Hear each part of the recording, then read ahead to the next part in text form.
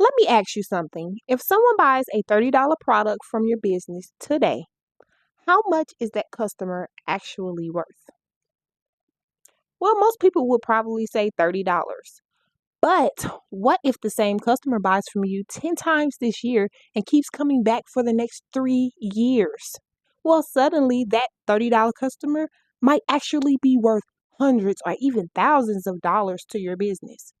And that right there is exactly why marketers use something called customer lifetime value. So today I'm going to break down what customer lifetime value is and how companies calculate it and why it completely changes how smart brands make marketing decisions. I'm Benicia, and today I am going to be talking about customer lifetime value, which is also known as CLV. And I'm going to talk about why it's one of the most important analytical concepts in marketing strategy. As a graduate student myself in marketing analytics, one thing that we learned really quickly is that marketing decisions shouldn't be based on intuition and they shouldn't be based on just trends. They should be driven by data and measurable insights. Customer lifetime value is a metric that helps businesses understand the true long term value of a customer and not just the value of one single purchase. So, in this presentation, I'll explain what customer lifetime value is, how it's calculated, why it's important for marketing strategy, and how companies use it to make better business decisions. Many businesses make the mistake of focusing only on getting a sale, but successful companies think much bigger than that. Instead of asking, how do we get someone to buy today? They ask the question, how much revenue will this customer generate over time? That shift in thinking is where customer lifetime value becomes extremely important. CLV allows marketers to understand the long term profitability of their customers. And when companies understand the lifetime value of their customer, they can make smarter decisions about it.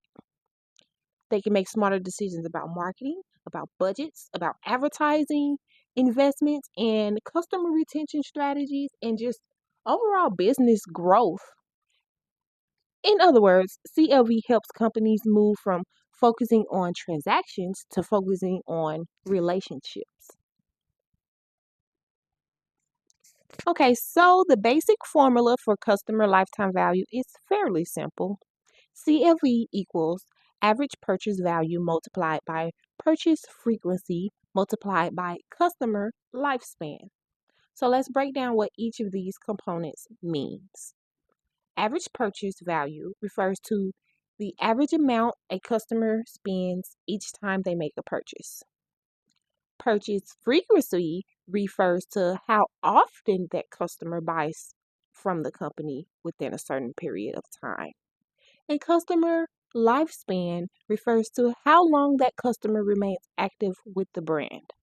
So when marketers combine these three variables, they can estimate the total value that a customer brings to the company over time. So customer lifetime value refers to the total revenue a business expects to earn from a customer during the entire relationship with that customer. So instead of measuring the value of just one purchase, CLV estimates the long-term financial contribution a customer brings to the company, right? So, for example, imagine a customer spends $30 every time they shop with a brand, as mentioned before. So, if they only purchase once, their value is $30, right?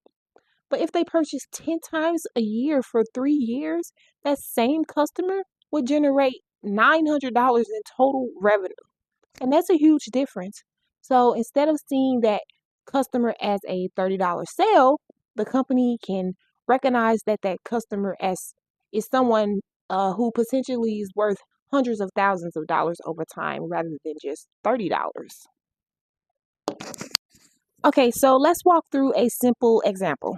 So imagine a company where the average customer spends about $50 each time they make a purchase, right?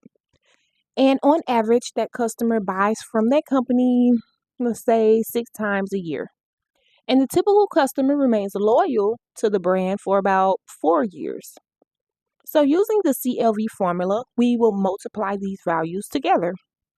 So, $50 times 6 purchases per year times 4 years. So, that would give us our customer lifetime value of $1,200.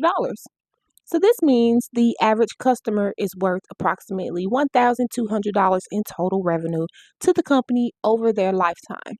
So that number becomes extremely valuable when companies start making marketing decisions, right? So this is how customer lifetime value plays a major role in marketing strategy because it helps companies determine how much they can afford to spend to acquire a new customer. So, for example, if the average customer generates $1,200 in lifetime revenue, the company may be willing to spend a significant amount of money on marketing to acquire that customer. This includes investments in digital advertising, influencer marketing, promotional campaigns, and customer acquisition programs. So, without understanding CLV, companies might underestimate how valuable their customers really are and miss opportunities to grow. Another important insight from customer lifetime value is the balance between customer acquisition and customer retention. So, customer acquisition focuses on bringing new customers into the business. Retention focuses on keeping existing customers engaged and continuing to purchase. Research consistently shows that retaining customers is often less expensive than acquiring new ones, which makes sense because when companies understand that their customer lifetime value, they recognize that keeping customers happy and loyal can significantly increase profitability. This is why so many businesses invest in strategies such as loyalty programs, personalized marketing, email marketing campaigns, and improved customer experience. These strategies help to extend the customer relationship, which ultimately increases the customer's lifetime value. So, in marketing analytics, there are two main approaches used to calculate customer lifetime value. The first one is historic CLV. Historic CLV is based on past customer behavior. It uses historical data such as previous purchases to estimate how much revenue a customer has generated so far. This approach is relatively simple and it's easy to use and easy to calculate. The second approach is predictive CLV. Predictive CLV uses statistical models and advanced analytics to estimate the future value of customers. This method often considers factors such as customer retention rates, purchase patterns, and churn profitability. Predictive CLV is more complex, but it provides deeper insight for strategic marketing planning. Many companies rely heavily on customer lifetime value when making marketing decisions. For example, companies with subscription based businesses or business models depend heavily on understanding their customer lifetime value. So, a good example of this would be Netflix. Netflix analyzes data such as their monthly subscription price, their average length of customer subscriptions, and the rate at which customers cancel their services. So, by analyzing this data, Netflix can estimate how much revenue an average subscriber will generate over time. And this information helps the companies to determine how much it can spend on marketing and advertising to acquire new subscribers. So, one of the most important takeaways from customer lifetime value that you should probably know is that it shifts the focus from short term transactions to long term relationships. And instead of measuring success based on immediate sales, companies begin to prioritize building stronger relationships with their customers.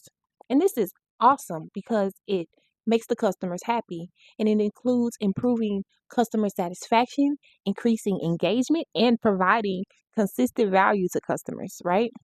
And so when businesses focus on long term relationships, they often see stronger loyalty from their customers and higher lifetime revenue.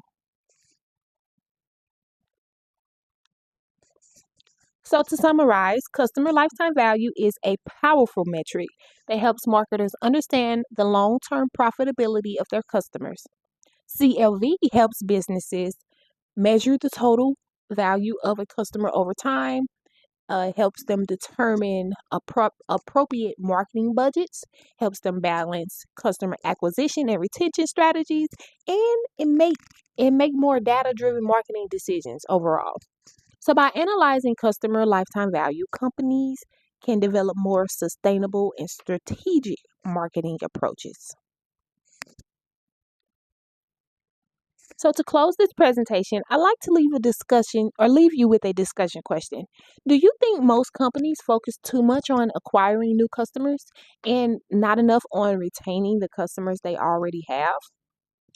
Customer lifetime value suggests that long-term customer relationships may actually be one of the most valuable business assets that a business can build. Thank you for watching, and I look forward to hearing your thoughts and perspectives. And if you haven't done so already, if you enjoyed this content, please like and subscribe. Thank you for watching. See you next time.